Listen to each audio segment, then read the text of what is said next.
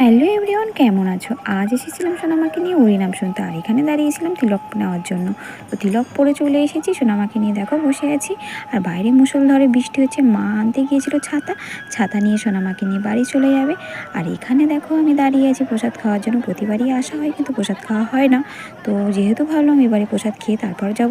তো এখানে দেখো আমি বসে পড়েছি প্রসাদ খাওয়ার জন্য। তো বাড়ি থেকে ফোনও চলে এসেছিলো যে তাড়াতাড়ি চলে আয়, যে সোনামা কাঁদছে। তো আর এখানে দেখো আমাকে প্লেট দিয়ে দিয়েছিল, তারপর দিয়েছিল ভাত, আর তারপরে দিয়েছিল একটা সবজি, কুমড়ো আলু দিয়ে একটা তরকারি করেছিল। তাড়াতাড়ি করে খেয়ে নিয়ে তারপরে দিয়েছিল আলুর তরকারি। তো আলুর তরকারিটা খেয়ে তাড়াতাড়ি করে খেয়ে নিলাম। তারপরে দিয়েছিল পায়েস, তো পায়েসটা খাইনি, কারণ যেহেতু সোনামা বাড়িতে কাঁদছে, তো তাড়াতাড়ি করে বেরিয়ে পড়লাম। এই দেখো বাড়ির উদ্দেশ্যে রওনা দিলাম। তারপর অনেক রাত হয়ে গেছে। তো চলো আজকের মতো টাটা। ভিডিওটা কেমন লাগলো কমেন্টে অবশ্যই জানিও। ততক্ষণ সবাই সুস্থ থেকো, ভালো থেকো, দেখা হবে পরবর্তী ভিডিওতে।